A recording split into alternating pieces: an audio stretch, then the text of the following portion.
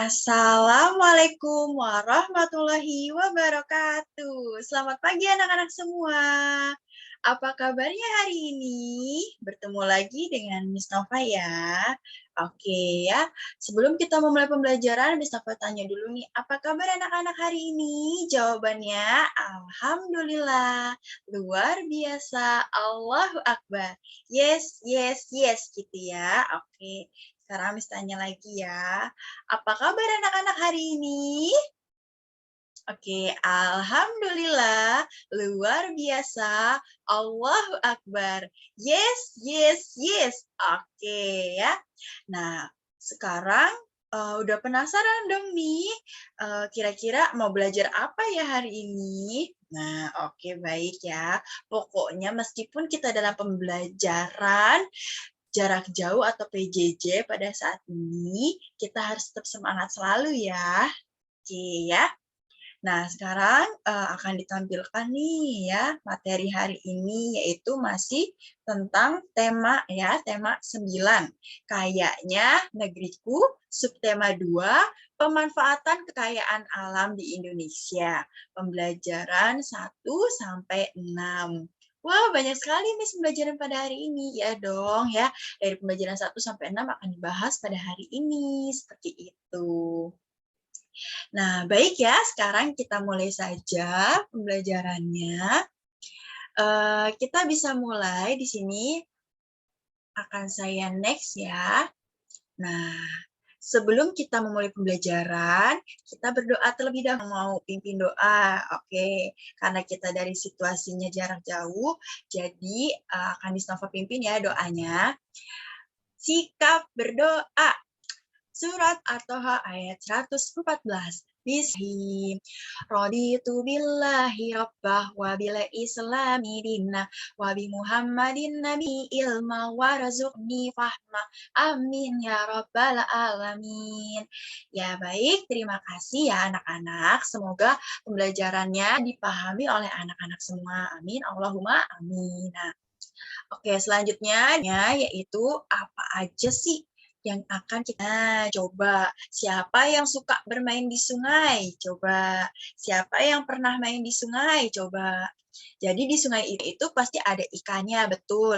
Ada airnya, betul. Bentuknya panjang, betul. Apalagi di sungai itu tempatnya apa? Tempatnya adem, oke boleh. Di sungai itu juga betul ya. Jadi di sungai itu memang tempat yang berisi air ya, air yang mengalir ya, dan cenderung berbentuknya itu panjangnya sungai seperti itu. Pernah melihat sungai? Nah, di sini ada manfaat dari sungai ya. Bahasa Inggris sungai itu river loh, oke. Apa aja? Yang pertama, sungai itu dapat mengalirkan air dari hulu ke hilir. Artinya, memiliki sifat bergerak dari tempat yang tinggi. Jadi dari contohnya nih, dari pegunungan, nah itu mereka akan air tersebut alirannya akan bergerak ya, bergerak sampai ke hilir api dari pegunungan turun mengalir ke laut dan danau seperti itu ya. Jadi memang manfaat air sungai itu adalah mengalirkan air ya dari dataran tinggi ke dataran yang rendah seperti itu. Selanjutnya ada manfaat yang tani yang berada di pegunungan, mereka menggunakan atau memanfaatkan air sungai untuk mengairi sawahnya. Di pegunungan itu cenderung berbentuknya itu miring-miring seperti itu ya, atau terastering seperti itu. Nah, gitu. Jadi tidak landai seperti biasa ya, seperti sawah pada umumnya. Ketika sawah-sawah yang di pegunungan itu mereka berbentuknya miring-miring. Nah, selanjutnya, sungai juga merupakan sumber apa anak-anak? Sumber nafkah bagi banyak orang ya. Karena untuk para nelayan bisa mengambil ikan air tawar ya. Kalau sungai rasanya apa? Asin atau tawar? Coba rasanya tawar, jadi ada ikan air tawarnya seperti itu ya. Nanya, ada penambang pasir seperti itu ya. Jadi ada penambang pasir. Jadi pasir-pasir sungai juga bisa digunakan. Apalagi nih ada pembangkit listrik tenaga air atau PLTA. Jadi sebagai sumber energi listrik yang berasal dari aliran sungai. Sungai juga salah satu jantung ekosistem. Apa Miss ekosistem itu? Apa ya? Adalah suatu lingkungan ya, di mana ada makhluk hidup dan ada makhluk yang tidak hidupnya seperti itu, namun saling lainnya. Contohnya di sungai ada apa? Ada air. Oke, air tidak hidup ya. Ada batu, batu juga tidak hidup. Kalau biotik itu adalah yang hidupnya, seperti itu. Contohnya makhluk hidupnya ada ikan ya, ada apalagi ada katak ya. Terus ada lagi siput misalnya, ada lagi tumbuhan lumut. Nah, itu ada lagi rumput-rumput yang bisa kita lihat di sungai seperti itu. Namun yang bersifatnya hidup atau apa? Biotik yang tidak hidupnya seperti batu, air seperti itu. Dan juga ada apa lagi? Ada batu, ada air, ada apa lagi di sungai? Nah, juga ya, ada tanah-tanahnya ya atau pasir-pasirnya. Nah, itu juga termasuk ekosistemnya gitu. Jadi batuan yang ada di pinggir sungai dan tentu pasir-pasir juga akan ada di dasar air. Tentu pasir-pasir tersebut, batu-batuan, terumputan yang ada di dalam sungai itu ikan-ikan air tawar seperti itu ya. Jadi memang ada suatu ekosistem di sungai. Selanjutnya, apalagi dibutuhkan oleh makhluk termasuk manusia. Tanpa air, keberlangsungan hidup akan berakhir. Jadi, air sungai itu sangat bermanfaat untuk samping atau bantaran sungai seperti itu ya. Jadi manfaat sungai itu yang paling terakhir juga ada sebagai rekreasi dan hiburan. Siapa di sini yang suka liburan dan rekreasi di sungai, juga memancing di sungai, ada apa lagi ya, bermain arum jeram di sungai, mendayung di sungai dengan kapal-kapalan gitu ya. Nah, di situ juga bisa ya kita bermain di sungai sebagai sarana rekreasi dan hiburan ya. Ada lagi nih manfaat pohon. Yuk, coba kita simak manfaat pohon itu apa nih? Ada sebagai keindahan. Wah, kalau ada pohon tentunya sangat indah ya lingkungannya, semakin hijau. Bahkan kalau pohonnya ada bunga-bunganya ya, contohnya misalnya anggreknya. Ada juga pohon bunga trompet. Nah, jadi ada bunga-bunga trompetnya seperti itu. Selanjutnya misalnya ada pohon sakura. Nah, pohon sakura itu adanya di Jepang ya. Jadi ada bunga-bunga sakuranya. Jadi semakin indah kan? Pohon apa nih? Misalnya ada pohon ini yang bagus tuh ada pohon banyak ya pohon yang sangat-sangat hias, ada pohon hias, ada juga pohon rambutan. Nah, itu juga ya. Nah, kalau pohon-pohon hias itu tentunya sebagai tanaman hias. Namun juga bermanfaat untuk erosi itu maksudnya untuk mencegah adanya suatu pengikisan tanah seperti itu ya. Yang terjadi erosi bisa dari erosi karena air hujan seperti itu. Cuman kalau misalnya ada pohon, jadinya lingkungan tersebut akan terlindungi, tidak mudah longsor seperti itu. Selanjutnya yang ketiga, tata air gitu. Ketika ada pohon, pasti pohon tersebut akan mampu menyerap air hujan sehingga persediaan air di bumi akan senantiasa ada dan tidak adanya banjir seperti itu. Jadi tata air itu akar-akar pohon tersebut ya. Jadi tidak akan menggenang seperti itu. Selanjutnya yang keempat, menurunkan suhu setempat. Nah, ketika kita berada di bawah pohon atau kita mengunjungi suatu pepohonan yang rindang ya, nah di situ wah adem nih, sejuk nih, ya dong karena ada pepohonannya. Maka dari itu kita harus merawat pohon ya, karena pohon juga menghasilkan sumber oksigen. Selanjutnya yang kelima, tempat hidup satwa. Coba kita perhatikan satwa apa aja tersebut, tapi juga ada semut juga tinggal di pohon. Terus ada apa lagi? Ada burung-burung liar juga tinggal di pohon ya, terkadang membuat sarang di pohon. Selanjutnya ada apa lagi? Suka ada yang terjatuh ya, bahkan suka ada yang sudah bolong. Itu karena dimakan oleh kelelawar ya, yang biasa kita sebut bahasa Jakartanya itu codot ya, upaya. Jadi yang tempat hidup satwa itu bukan hanya monyet saja yang tinggal di pohon ya, namun banyak hewan-hewan lainnya juga yang tinggal di pohon. Ular pun juga ada yang tinggal di pohon ya, kadal juga ada yang tinggal di pohon. Untuk menjaga keseimbangan alam dengan adanya pohon, tentunya alam kita akan terlindungi selalu gitu ya. Maksudnya bagaimana sih, Miss? Jadi ketika ada pohon, lingkungan itu menjadi tidak gersang, tidak tandus, jadi tidak kering, sediaan air selalu ada. Dan keseimbangan alam pun terjaga. Jadi banyak sekali hewan-hewan satwa ya, terpenuhi kebutuhan oksigennya. Jadi keseimbangan alam itu terjaga untuk siapa? Untuk kita sebagai makhluk hidupnya, baik manusia maupun hewan dan tumbuhan di sekitarnya. Seperti itu nih, yaitu melindungi apa nih? Coba kita baca. Melindungi dari panas, angin, dan debu. Pohonnya sudah rindang, sudah banyak, itu akan melindungi panas. Jadi kita tidak perlu payung lagi karena sebuah hutan yang lebat, pasti kan tubuh kita akan teduh, terasa sangat sejuk karena pohon-pohon mampu menyelimuti diri kita seperti itu ya. Jadi angin yang terlalu besar ketika ada pohon Nah, angin tersebut pun jadinya terhalau dulu oleh pohon, tidak langsung terkena tubuh kita, seperti itu. Dan debu-debu juga otomatis bisa menjadi hilang ya. Karena apa? Karena pohon menghasilkan yang ke nomor 8 tuh, ada O2, artinya oksi, menghasilkan O2, artinya menghasilkan oksigen, dan menyerap CO2.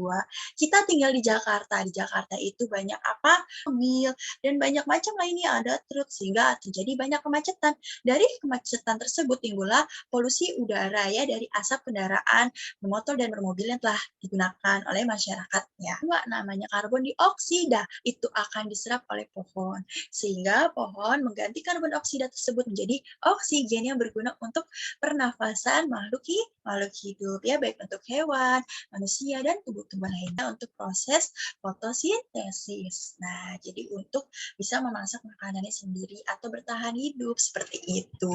Selanjutnya, pohon terakhir ya, poin ke-9, sebagai tempat belajar untuk mengenal tanaman. Dengan adanya banyak pohon, kita bisa membedakan antara pohon mangga, pohon jambu, pohon rambutan, pohon duri.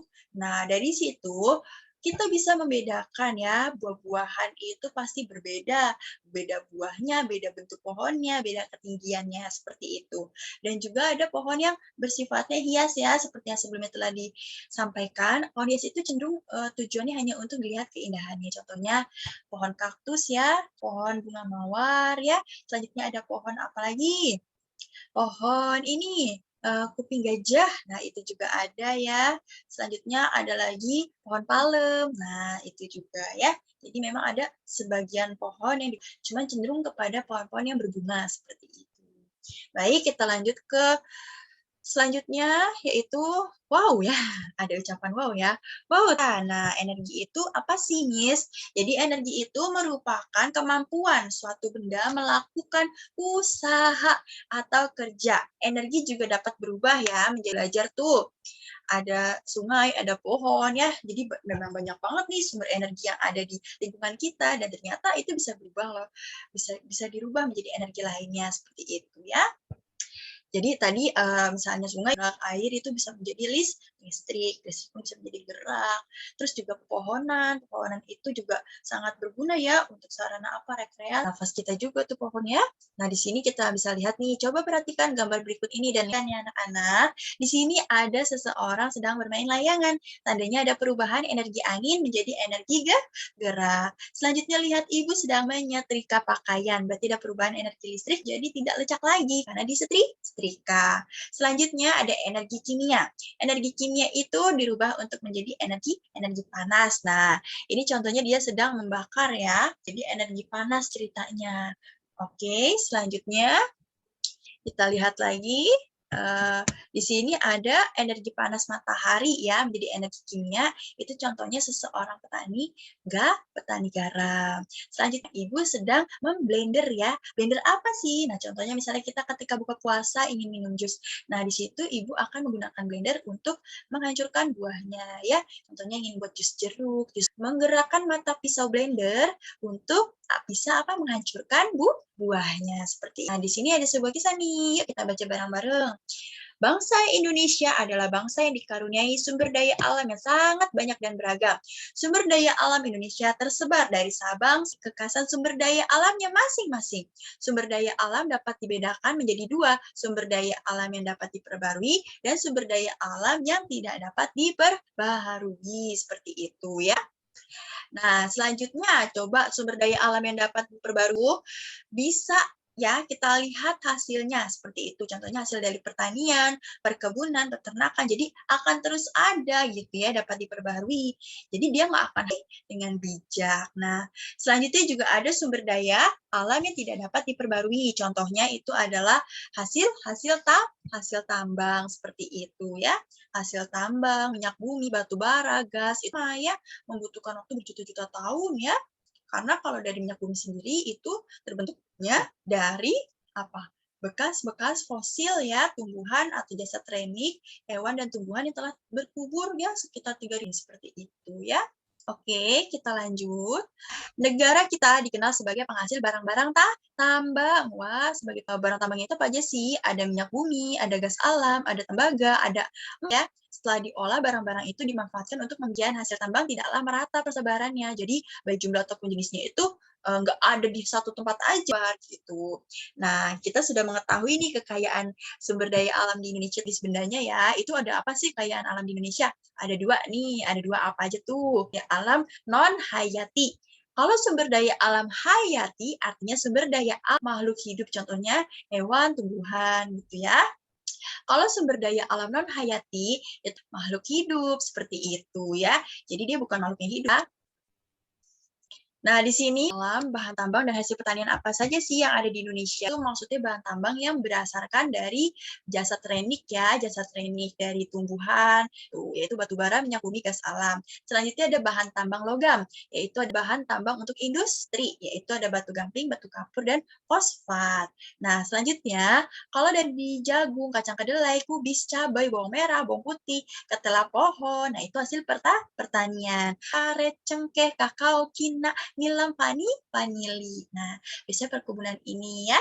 Selanjutnya kamar, resin gaharu, cendana, kayu manis, kemiri, sagu, rotan, dan juga ada hasil peternakan seperti domba, ayam, bebek, dan puyuh. Selanjutnya ada para lobster, teripang, kerang, kepiting, cumi-cumi. Nah, coba Miss, kenapa kok mutiara termasuk hasil perimbang ya? Mutiara itu termasuk ke perikanan karena mutiara berasal dari tiram. Tiram masuk ke dalam hasil perikanan. Seperti itu, oke? Nah, di sini juga ada kategorinya nih, sumber daya alam yang bukan logam, itu terbuatnya itu dari jasa trenik hewan dan tumbuhan yang sudah dikubur beratus-ratus tahun yang lalu. Selanjutnya, sumber daya alam logam sudah dijelaskan besi, platina, timbal, timah. Nah, selanjutnya lagi, contohnya itu maksudnya sumber daya alam yang ada dari pabrik-pabrik gitu, fosfat, gamping, batu kapur, yodium, asbes ya. Selanjutnya kita Pulau Indonesia dari Sabang sampai Merauke. Nah ya, pulau-pulau besar yang ada di Indonesia tuh Pulau Sumatera adanya di Sabang ya. Selanjutnya ada Pulau Kalimantan, ada Pulau Sulawesi, ada nah juga ada Pulau Jawa, ada 5 pulau besar ya dan pulau-pulau kecil lainnya. Ternyata di Indonesia ini nggak cuma satu tempat aja jadi ya. Jadi di masing-masing pulau tuh memilikinya. Coba nih, yuk penasaran kan? Penasaran ya? Oke, yuk. Mari kita ya. Nah, kita lihat di sini ya. Di sini ada legendanya, ada kelapa. Coba kita lihat ya legenda yang di bawah sih yang ada di tempat tersebut atau lokasi tersebut atau di pulau tersebut. Oke, ikan tuna, jagung, rumput laut, dan kopi. Di Pulau Sumatera ternyata terdapat kopi, terdapat alam kelapa seperti itu ya. Selanjutnya di mana lagi? Di Sulawesi itu cenderung lebih banyak pohon kelapanya ya. Selanjutnya ada apa lagi nih? Oh, ternyata di Sulawesi yang paling atas ini nih. Oke. Nah, selanjutnya juga ada di Pulau Kalimantan. Kalimantan juga penghasil kelapa juga. Oke, keren. Selanjutnya ada apa lagi nih? Di Pulau Jawa ada ikan tuna juga tuh ternyata. Terus di perbatasan antara oke. Terus kita lihat lagi tuh di Papua. Di Papua menghasilkan apa aja sih? Tidak ada rumput laut juga. Oke, keren-keren. Nah, berarti memang di semua pulau Indonesia tuh hayat itu maksudnya yang hidupnya seperti itu ya. Makhluk hidupnya ternyata banyak seperti itu. Dan non-hayati di wilayah Indonesia. Yuk kita lihat yuk. Ada legendanya juga nih. Legenda itu artinya untuk melihat simbol-simbol ketersediaan sumber daya alamnya. Nah, kita bisa lihat ya di sini ada marmer ya, produksi marmer itu juga ada di Sumatera. Nih ada nih Rinjang Lembong ini marmer ya, memproduksi marmer karena ada lambang legenda Jakarta ya di Pulau Jawa. Marmer ada lagi di Tulungagung di Pulau di Sulawesi ya, di Sulawesi. Terus juga ada lagi nih marmer di mana nih? Di wilayah Kalamano. Kalamano tuh ada marmer. Nah, di situ juga katanya ada tuh di daerah Kalamano, ada juga batu bara di daerah Sorong ya. Ada minyak bumi di daerah Sorong ternyata. Ada minyak bumi juga di daerah Kalamano. Ada juga apanya. Selanjutnya ada apa lagi? Kita lihat tuh di Tarakan juga ada minyak buminya, Masya Allah. Ada apa lagi tuh kita lihat nih, oh ada Intan ya, Intan ada di Bontang ya, Bontang Kalimantan itu ada Intannya ternyata. Terus di Kembang, selanjutnya di Sumbawa itu ada mangan, selanjutnya kita coba cari emas itu adanya di mana ya, emas. Kita lihat Pulau Buton ini di sampingnya, dekat juga dengan minyak bumi, di situ ada di Papua ya, di situ ada emasnya ya. Selanjutnya Jawa ya, tepatnya di Cikotok. Nah, Cikotok ini juga ada emas. Nih, bauksit itu ya di Pulau Bintan. Selanjutnya ada apa lagi? Wah, lihat aja nih ya. Nanti anak-anak bisa melihat ya persebaran sumber daya alam non hayatinya apa saja ya di pulau-pulau Indonesia yang tercinta ini.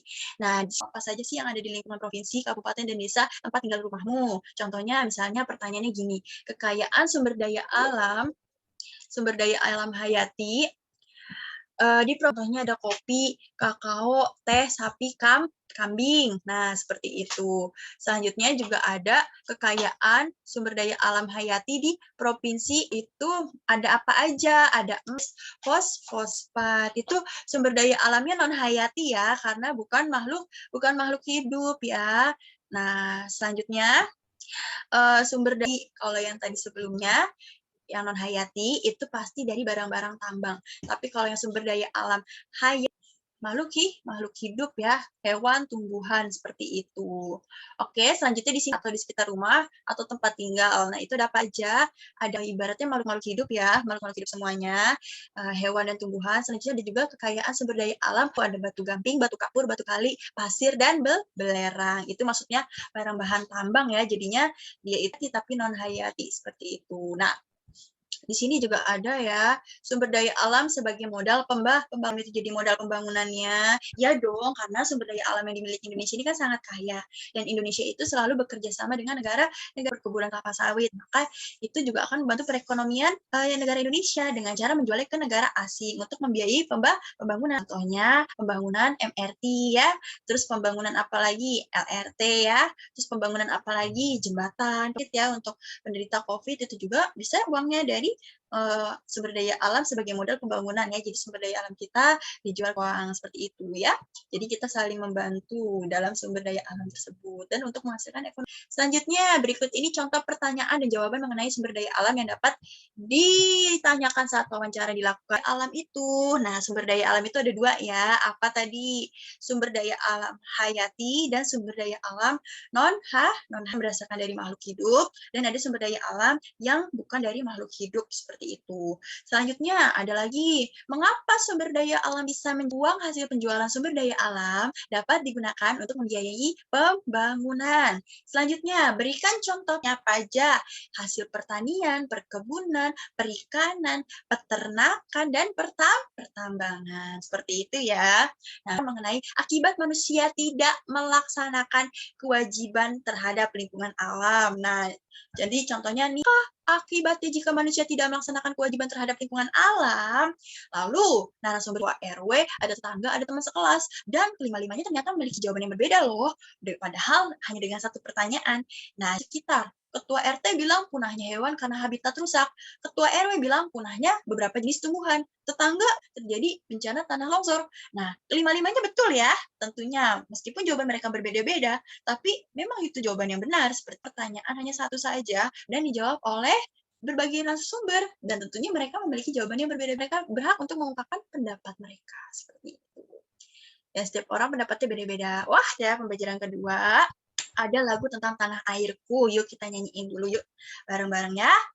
Di sini siapa pencipta lagu Tanah Airku? Yaitu Ibu Sud ya. Ya best. Oke ya. Kita mulai ya. Tanah Airku. Ya.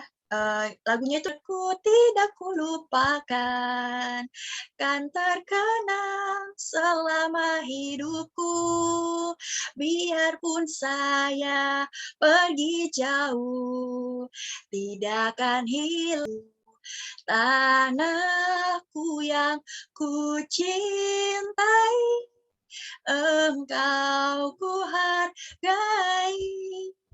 Walaupun banyak negeri mansyur permai di kata orang, tetapi kampung dan rumahku di sana. Tanahku tak kulupakan, engkau ku banggakan. Nah, seperti itu anak-anak lagu Raya Ibu Sut ini, meskipun kita berkelana kemanapun negara yang kita kunjungi, tetaplah Indonesia nomor satu di hati. Tidak perlu kita membandingkan negara daya alam di Indonesia sangat banyak sekali, dan Indonesia adalah negara yang kaya dengan sejuta keanekaragaman yang ada. Seperti itu ya. Dan hal ini pun sudah pembelajaran yang kedua. Setelah kita menyanyikan lagu ini, kira-kira ada apa ya selanjutnya? Oke, yuk kita lihat. Wah, ternyata bagaimana rasa bangga dan cinta terhadap tanah air Indonesia. Bagaimana sih caranya, Miss? Cara warga negara yang baik. Nah, jadi kita harus mematuhi nih peraturan perundang-undangan yang telah dibuat oleh pemerintah. Kita berjalan nih, naik sepeda di jalanan umum. Kita harus mematuhi perundang-undangan lalu lintas disediakan atau rute bersepeda yang telah disediakan. Jangan sampai kita menggunakan sepeda namun kita menggunakan rute busway seperti itu ya, tidak boleh. Tentu itu akan membuat keamanan kita menjadi keamanan adanya peraturan perundang-undangan dibuat itu juga untuk demi keamanan dan kenyamanan bersama seperti itu lagi nih. Oke, yuk kita next. Nah, kira-kira penasaran nggak sih apa saja hak dan kewajiban warga negara? Yuk perhatikan poin-poin berikut ya.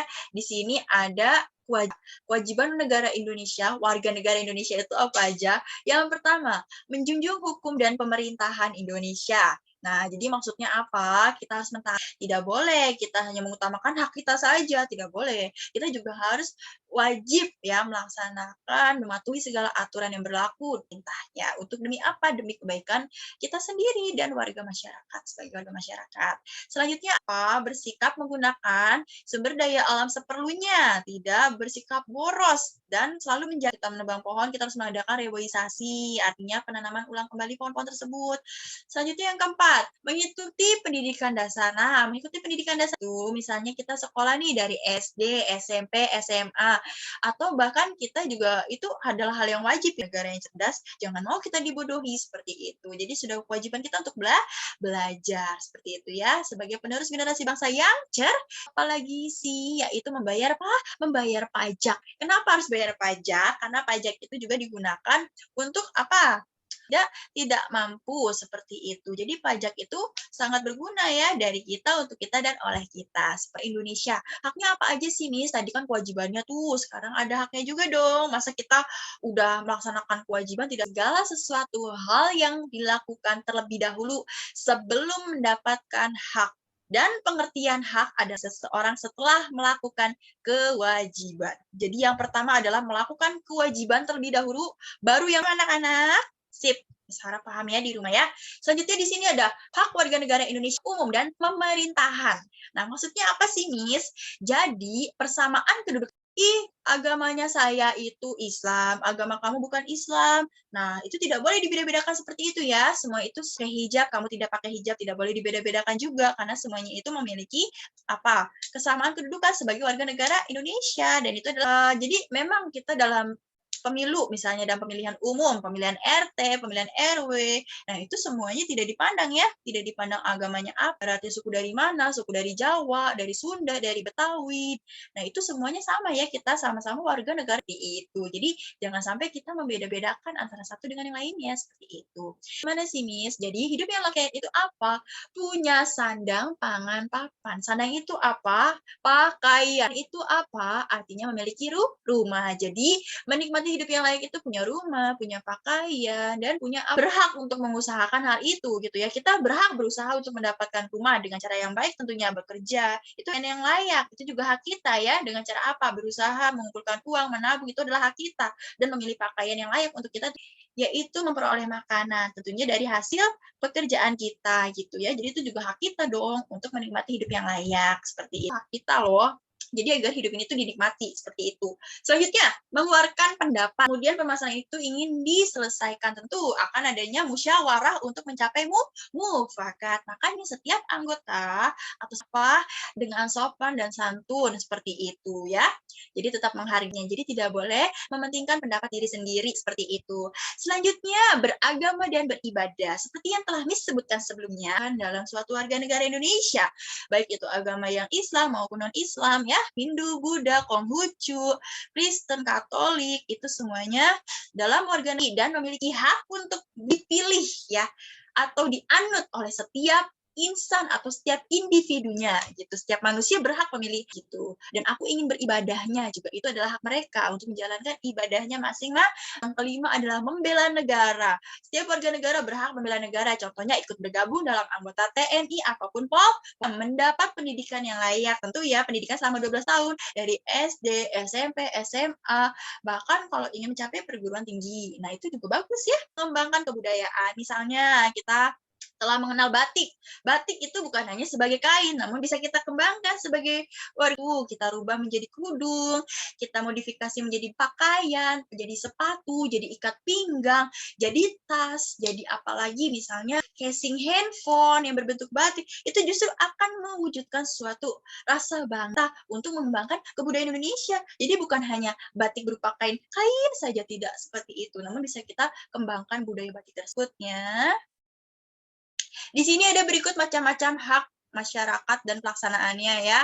Yang sudah tahu pelaksanaannya ya pasti mereka harus sesuai dengan bakat dan minat. Misalnya kalian punya cita-cita masuk akademi keperawatan gitu. Kalian mau jadi polisi, pasti kalian harus mengambil kuliahnya itu kuliah menjadi guru, seperti itu, profesi guru. Jadi sesuai dengan bakat dan minat yang kalian minati. Kalian ingin jadi chef misalnya ya berarti seni tata boga seperti itu. Kalian ingin menjahit berarti kalian mengikuti kegiatan ibaratnya untuk pendalaman lagi pun yang kalian minati, apapun bakat kalian, itu adalah hak kalian, seperti itu ya. Nah, ini bisa kalian baca lagi ya, pribadi, hidup sejahtera lahir dan batin, memeluk agama masing-masing, mengembangkan kebudayaan, menikmati kekayaan alam, terus berkomunikasi, memperoleh informasi, tadi sudah saya sebutkan, kesejahteraan hidupnya juga sudah disebutkan ya, seperti itu. Jadi ini bisa dibaca-baca lagi. Oke, saya lanjut. Dan di sini juga ada macam-macam kewajiban masyarakat. Yang pertama pasti taat dan patuh pada pemerintah, pelaksanaannya membayar pajak dengan tertib ya. Tentu dari rakyat, oleh rakyat, dan untuk rakyat. Digunakan untuk orang-orang yang tidak mampu juga, seperti itu. Dan untuk diri kita juga gitu ya. Kalau misalnya kita rajin bayar pajak, tentu kelas tenaga seperti itu ya.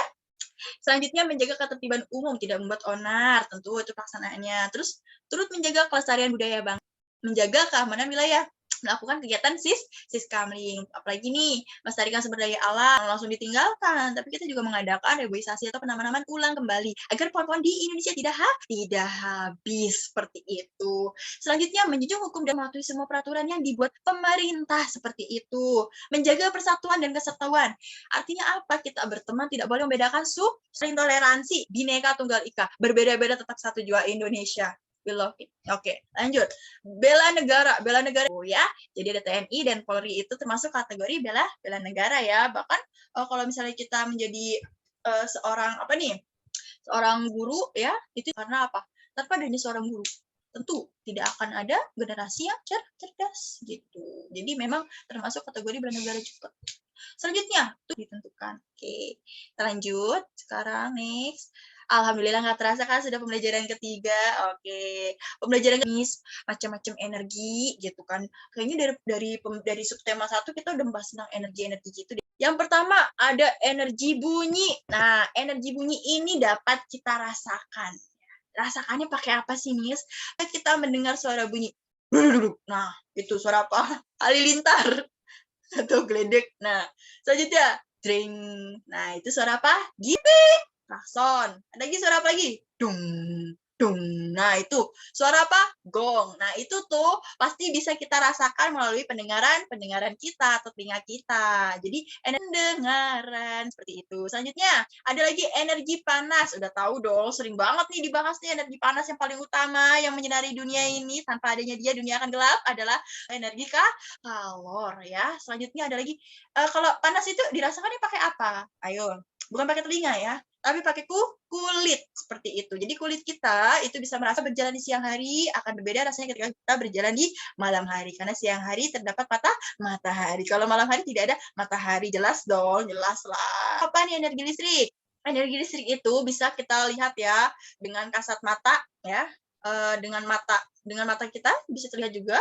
Kalau dengan kasat mata itu biasanya dengan sentuhan. Jadi energi listrik itu bisa terlihat kalau misalnya kita tuh dari energi panas ya, dari energi panas itu bisa menjadi bunyi ataupun gerak.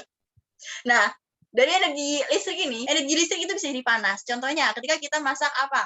Masak nasi. Nah, masak nasi kita bikin kue di oven. Nah, kue lebaran yang buat taruh di meja nanti. Nah, kan pasti kan yang di rumah punya oven yang bikin itu pasti menggunakan oven itu tuh dari energi listrik ya, dan menjadi energi panas seperti itu ya. Yang suka menyetrika baju pakaian di rumah, mama-mama yang suka kalian lihat di rumah, energi panas sehingga pakaian yang disetrika itu akan tidak lecak lagi, otomatis akan halus seperti itu. Yang pernah menggunakan kompor listrik ya itu tentu ya memang agak sedikit lama ketika memasaknya ya, karena Miss Nova juga pernah menggunakan kompor listrik ketika dulu zaman kuliah. Namun itu sangat lama sekali. Tapi ya memang dapat mengubah energi listrik menjadi energi panas. Jadi masakan bisa matang gitu ya dengan kompor listrik tersebut. Oke. Selanjutnya yang kedua, energi listrik menjadi energi gerak. Contohnya pulang sekolah enaknya adalah apa? Kipas angin. Yang punya AC di rumah bolehlah disetel. Nah, itu adalah perubahan energi listrik menjadi energi gerak.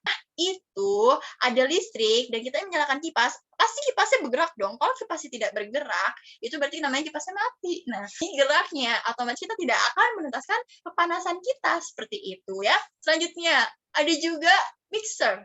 Nah, atau blender yang suka bikin jus ketika pisau ya. Atau pisau itu bisa bergerak ketika ada apa? Ada energi listriknya. Kemudian juga bisa bergerak untuk menghancurkan seperti itu ya. Selanjutnya yang ketiga, energi panas menjadi energi panas lagi. Apa tuh, Miss? Oke ya. Contohnya ketika sepeda motor dipakai nah, gitu ya.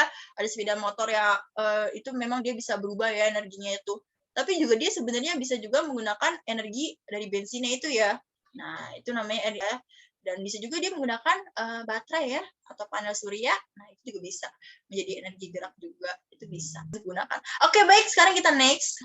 Nah, di sini ada tabel ya, bentuk perubahan energi. Ini di sini. Energi cahaya menjadi energi listrik. Itu contohnya panel surya ya. Contohnya ada di rumah-rumah elit ya, rumah-rumah yang klaster orang-orang meninggi.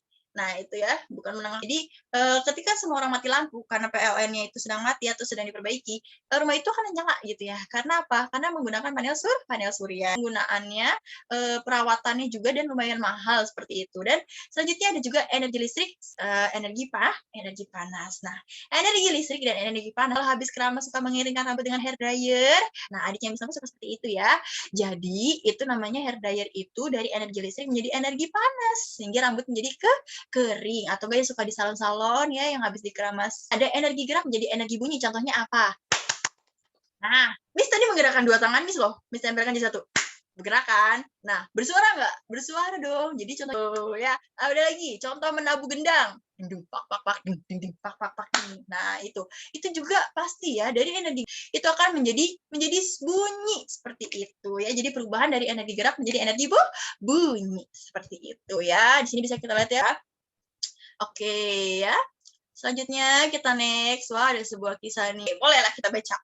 Organisasi Wahana Lingkungan Hidup Indonesia atau disingkat WALHI Kepulauan Bangka memberikan satu contoh dibuat nih teknologi untuk ramah lingkungan karena adanya krisis listrik di Kepulauan Bangka Belitung. Wow, Bangka Belitung di mana? Dengan mengembangkan pembangkit listrik tenaga surya. Pembangkit listrik tenaga surya ini berada di Desa Rebo, Sungai Liat, Bangka. Kini listrik dari tenaga surya ini sudah penuh. Pembangkit listrik tenaga surya terdiri atas panel-panel surya. Panel-panel surya inilah yang akan mengubah energi cahaya, mengambil cahaya matahari yang merupakan sumber cahaya. Pembangkit listrik yang dikembangkan oleh WALHI dan dengan melibatkan peran serta warga. Tujuannya agar warga dapat sambil belajar dalam mengoperasikannya. Pembangkit jadi ternyata koperasi hijau juga membantu mengelolanya ya. Dan koperasi hijau mengelola mulai dari menarik apa ini? Warga. Oh, ternyata koperasi hijau ini tuh sama aja seperti kita membayar iuran ya, mulai dari manajemen keuangan, perawatan dan hal-hal teknis lainnya. Anggota koperasi adalah warga masyarakat. Oke, dengan demikian warga pun akan aktif berperan dalam menggunakan dan merawatnya. Meskipun demikian, WALHI atau WALHI juga tidak lepas pasi dan melakukan pembinaan seperti itu ya. Disandur dari www.mangabai.co.id seperti itu. Jadi panel surya ya. Nah, oleh organisasi WALHI. Apa tuh tadi WALHI? Selanjutnya kita perhatikan lagi di sini. Itu tadi sekilas yang kita ketahui ya tentang panel surya. Di sini ada pembuatan kapal alat bahan apa saja sih yang mau dipersiapkan. Yang pertama ada seng, yang kedua gunting seng, yang ketiga speedy, yang keenam ada kuas. Nah, coba nih ada langkah kerjanya ya. Yang pertama, buat gambar pola badan kapal pada seng menggunakan pembakar. Nah, jadi ada ruang pembakarnya ya untuk menghasilkan energi dulu nih. Terus yang ketiga, potong semua pola menggunakan gunting seng. Mintalah bantuan orang tua akan melakukan sendiri. Yang keempat, buat saluran pipa panjang knalpot dari seng yang digulung. Selanjutnya yang kelima, rangkailah kapal dan rekatkan tiap-tiap seluruh bagian tepinya. Selanjutnya yang keenam, warnailah kapal menggunakan cat besi. Warnai seleramu. Oke. Jadi kapal otok-otok ini maksudnya apa sih, Miss? Menjadi energi gerak seperti itu. Siapa yang pernah bermain dengan kapal otok-otok? Nah, di sini ada ya. Jadi cara permainannya itu yang pertama, isi air pada dua pipa yang berada di bagian dikit kapas tuh wadah pembakaran yang berfungsi sebagai pembakar. Yang ketiga, nyalakan pembakar yang sudah diisi kapas dan minyak goreng. Yang keempat, setelah kapal gerak dan akan mengeluarkan bunyi otok otok otok otok otok otok otok gitu ya. Nah, kapas itu berfungsi untuk apa sih, Miss? Oke, kapas itu sebagai sumbu, sedangkan minyak goreng berfungsi sebagai bahan bakar kapal. Jadi biar itu kapalnya bisa bunyi, bisa jalan, itu pakai contoh laporan hasil wawancara mengenai perubahan energi dan kehidupan sehari-hari. Contohnya misal ada tugas wawancara lagi nih, 5 orang ya, bisa kalian lihat ya, 5 orang itu ada orang tua, terus ketua RT, keponakan, tetangga, dan teman sekelas di kehidupan sehari-hari. Nah, orang tua bisa menjawab, contohnya rice cooker masak nasi. Ketua RT menjawab, contohnya mesin bor untuk membuat lubang pada kayu. Terus keponakan menjawab, panel surya untuk membuat energi listrik. Tetangga jawab lagi, bilang lagi pakai oven buat bikin roti. Keren lah ini mah jawabannya udah gitu ya. Jadi hanya satu namun berbeda-beda ya. Luar biasa, Masya Allah. Oke, kita lanjut. Ternyata Alhamdulillah nggak kerasa kan. Yuk, semangat. Coba, mana semangat ini? Kita tepuk semangat dulu yuk. Tepuk semangat. Nah, terus. Nah, di sini kita lihat di pembelajaran 4, setiap kebutuhan manusia dapat alam, sumber daya alam Indonesia yang apa nih? Yang menyangkut kepentingan orang banyak dikelola untuk sebesar-besarnya kemakmuran rakyat, misalnya minyak bumi, batu bara, gas, dan air. Oleh karena itu, setiap menikmatinya. Meskipun demikian, setiap orang juga perlu memiliki kewajiban untuk memanfaatkannya dengan bijak dan hebat. Oke. Nah, selanjutnya di sini gimana sih Miss cara menghematnya? Oke, ini Miss kasih tahu cara menghematnya sehari-hari. Yang pertama, mengurangi kegiatan yang banyak menghabiskan sumber daya alam. Nah, jadi kalau nggak penting-penting banget, kalau bisa jangan lingkungan seperti itu. Jadi kalau bisa kita menggunakan teknologi atau peralatan yang istilahnya dari alam saja seperti itu ya. Yang ketiga, menjaga dan melestarikan alam. Misalnya kita sudah menggunakan alam tersebut, contohnya sudah menebang pohon, kita tetap mengadakan reboisasi. Yang keempat, melakukan reboisasi. Nah, ini sama ya yang sudah dijelaskan ya, itu terutama air ya. Jadi emang ada reboisasi di hutan juga itu memang agar tetap terjaga air kita di bumi ini lebih besar lautnya. Nah, laut itu air asin. Jadi air asin itu sulit untuk dikonsumsi untuk minum ya. Jadi kita memang sangat butuh air tawar seperti itu.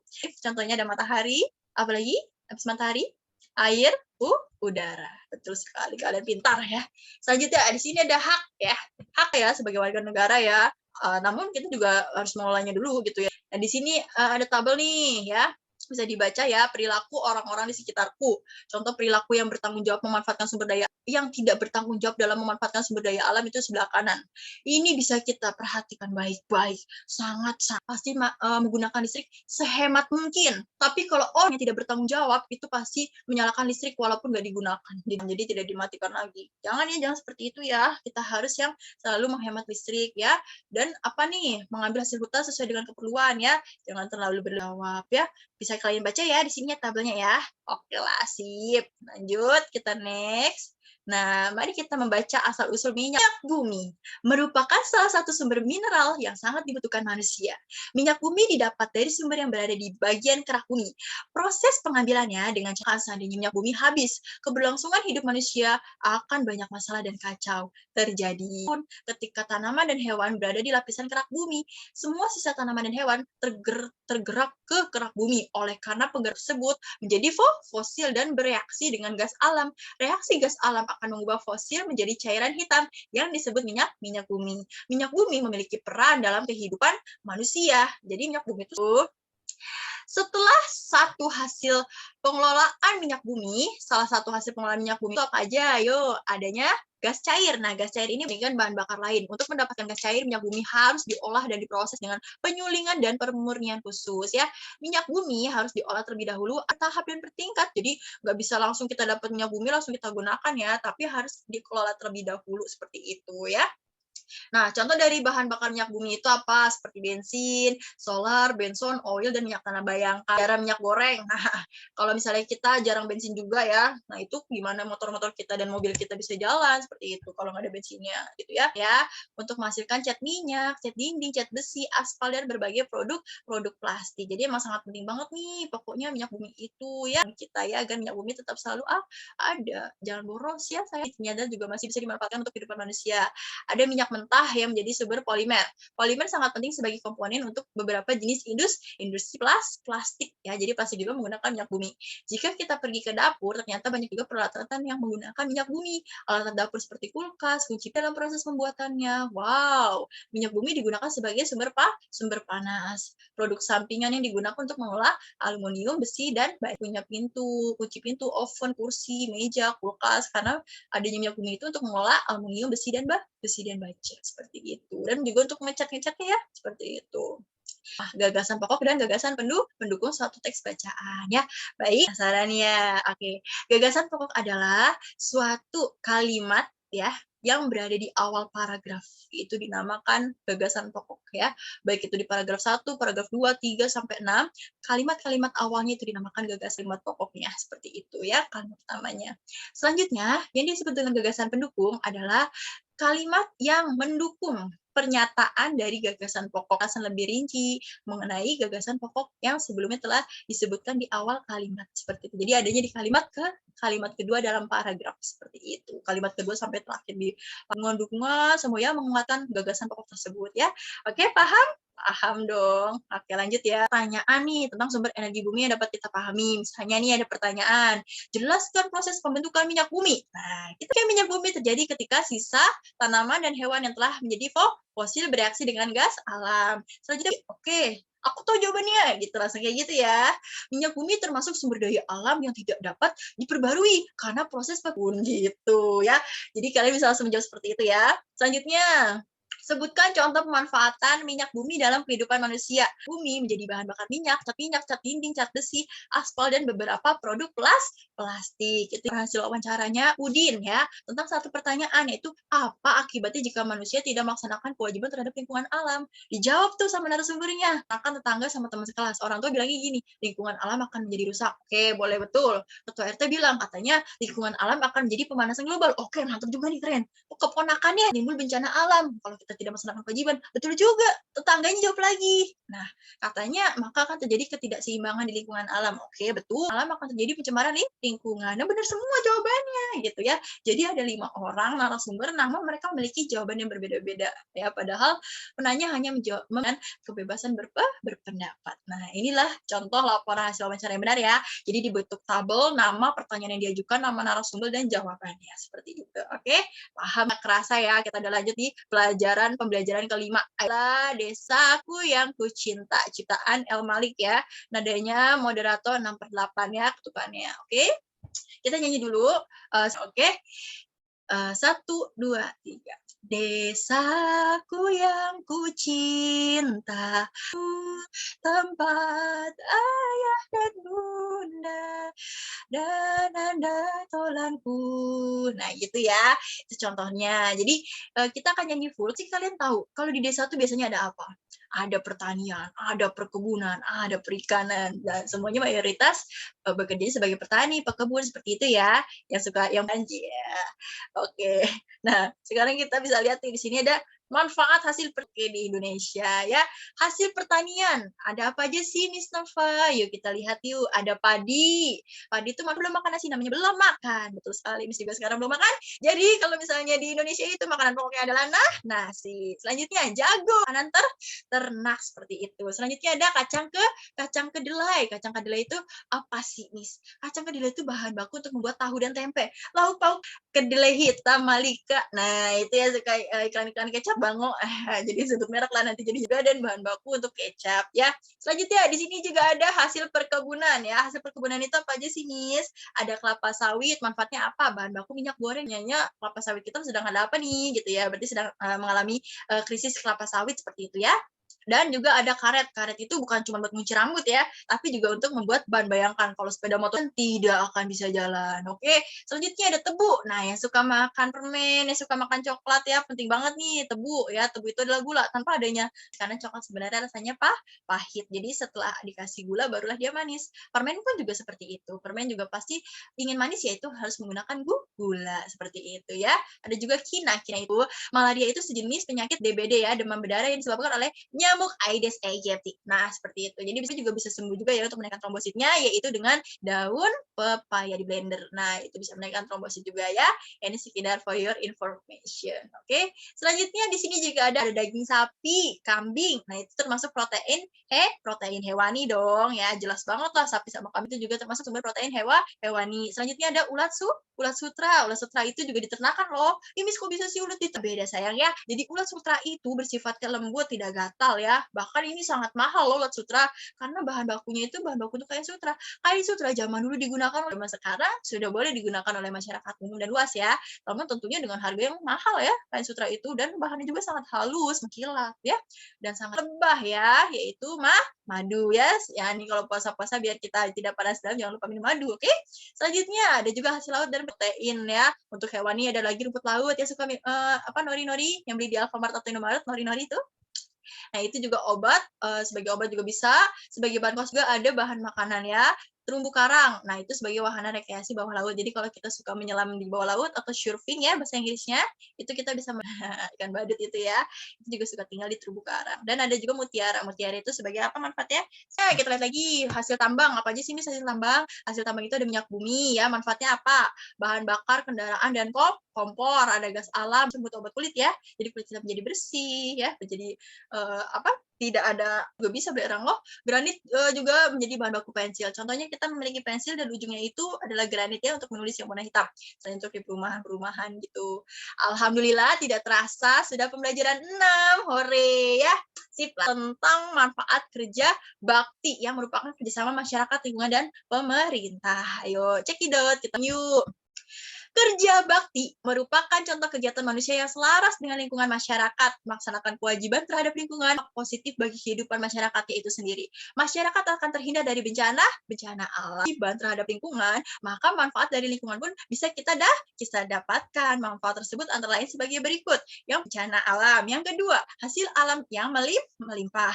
Yang ketiga, hidup nyaman karena lingkungan asri dan udara bersih. Yang keempat, kebutuhan tercukupi. Yang kelima, meningkatkan kesejahteraan masyarakat dengan mengelola dan memanfaatkan sumber daya alam. Yang keenam, sumber daya alam yang terjaga dengan baik menjadi modal untuk apa nih? Untuk membangun daya alam. Tentu negeri kita akan mudah untuk pembangunannya, karena kita bekerja sama untuk menjual sumber daya alam kita ke negara asing. Tentunya dengan batasan ya, dengan batasan dan ketentuan sama warga masyarakat dalam menjaga kelestarian lingkungan. Apa sih upaya-upayanya? Yang pertama, melaksanakan kerja bakti secara rutin. Jangan rusak lingkungan ya, ini kan lingkungan kita, Indonesia tercinta gitu.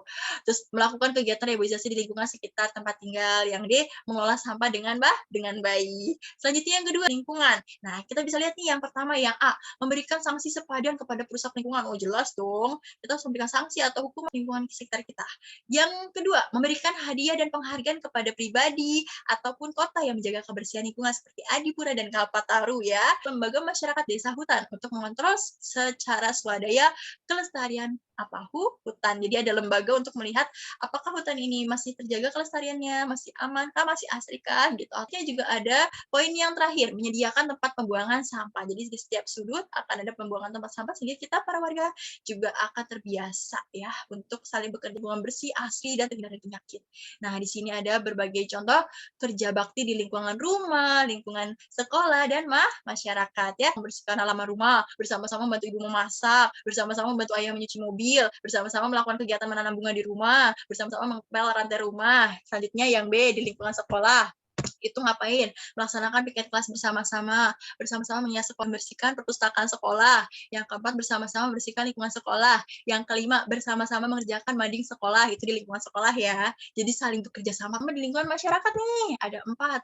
Ada 4 apa ada 5 nih? Oh, ada 5 ternyata. Yang pertama itu apa? Gotong royong. Bergotong royong menyiapkan kegiatan hari besar agama. Contohnya misalnya mau ada maulid nabi. Nah, kita sering gotong royong nih, siapa tamu, undangan, seperti itu ya. Selanjutnya juga ada bergotong royong membangun tempat ibadah. Contohnya ada pembangunan masjid, contohnya ya. Terus juga ada bergotong royong melakukan penghijauan di bakti ya, alias kerjasama kita nih. Masya Allah, ternyata banyak banget. Dan di sini juga ada contoh laporan hasil wawancara ya, yang dibuat oleh kegiatan apa saja yang sudah Anda lakukan dalam menjaga kelestarian lingkungan. Hasil wawancaranya ada narasumbernya orang tua, ketua RT jawab dengan jawaban yang berbeda. Orang tua mengatakan membuang sampah pada tempatnya. Ketua RT mengadakan melakukan reboisasi. Keponakan mengatakan dengan menjaga kelestarian hutan. Tetangga mengatakan mengurangi penyebab daur ulang sampah. Masya Allah, kelima-limanya jawabannya sangat keren sekali ya, dan benar ya. Luar biasa ya. Terdapat cara membuat mainan kereta bertenaga angin, di mana kereta tersebut bisa bergerak ya. Artinya dari energi angin berubah menjadi energi bahan apa saja sih yang perlu disiapkan dalam membuat kereta angin ini? Yang pertama, 1 kemasan bekas kemasan, boleh teh botol sosro, boleh susu ultra, boleh nggak apa-apa, boleh es tea boleh ya, tapi yang penting kotak bekas minuman kemasan juga. Jadi sedotannya juga dipakai ya. Yang ketiga, tempat tutup botol bekas minuman. Yang keempat, 1 batang lidi. Yang kelima, lem. Nah, itu ya. Oke, langkah-langkahnya yang pertama, potong sedotan menjadi 2 dan rekatkan ke kotak minuman. Sedotan ini berfungsi sebagai tempat, ada 2 ya, tutup botol minuman itu kan ada 2, itu akan dijadi satuan untuk menjadi porosnya seperti itu ya. Yang kedua, lubangi di seukuran lebar kotak dan ditambah 5 cm. Nah, kemudian masukkan lidi ke tutup botol ya, jadi agar tutup botol itu saling terkait ya, tidak lepas. Dan badan apa nih? Dan badan kereta pun sudah terbentuk. Nah, gitu ya. Jadi keretanya cerobong asap dan ruang masih masinis. Jadi kita bisa menambahkan nih hiasannya di kepalanya atasnya itu ya, kereta. Karena kereta ini sangat ringan, maka dengan tiupan kereta pun akan bergerak ke depan. Jadi kita tinggal tiup-tiup aja tuh. Nah, ditiupkan. Nah, baik ya, di sini ada tugasnya. Ada tugas pembelajaran 1 sampai 6 ya. Silakan hari Senin, yaitu tugas pembelajaran pertama, kedua, dan ketiga, yaitu membuat tabel hasil sumber daya alam ya, sumber daya alam wilayah Indonesia yang kalian sukai, dan buatlah tabelnya ya. Kira-kira ada sumber daya alam apa aja sih? Tentu sumber daya alamnya ada 2 ya, sumber daya alam yang dapat diperbarui dan itu. Dan yang selanjutnya, tugas pembelajaran 1 juga gambarlah 3 benda di sekitarmu yang dapat mengubah suatu energi menjadi energi yang lain, diwarnai seperti difotokan ya gambarnya ya, digambar apa aja nih, boleh benda-benda di sekitar kalian, 3 benda aja seperti itu ya. Selanjutnya tugas pembelajaran yang kedua, yaitu membuat tabel wawancara. Nah, jadi hanya 1 sebagai masyarakat dan dijawab oleh orang tua, Pak RT, tetangga, dan teman sekelas. Selanjutnya tugas pembelajaran yang ketiga yaitu dikumpulkan untuk minggu depan, seperti itu ya. Minggu depan itu saya pikir ya untuk hari Jumat lah ya, hari Jumat ada 6, itu dikerjakan hari Rabu dan Kamis, seperti itu ya.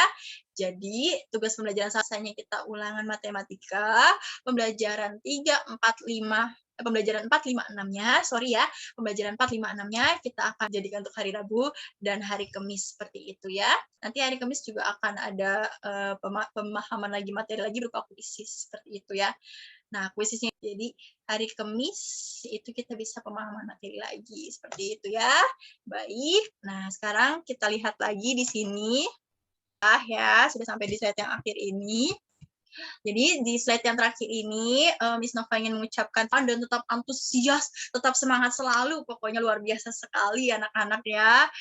Semoga pembelajaran hari ini dapat bermanfaat ya, amin, Allahumma amin. Baik, sekian dari Miss Nova ya.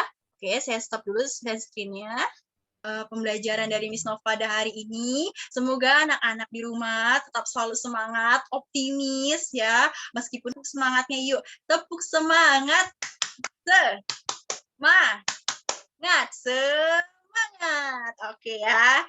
Pokoknya ini jangan hanya berhenti sampai di sini, tetap diulang-ulang lagi, dibaca-baca lagi ya. Miss juga akan memberikan rangkuman materinya. Jadi agak tersekian dari Miss Nova, kurang lebihnya Miss mohon maaf. Wassalamualaikum warahmatullahi wabarakatuh. Bye.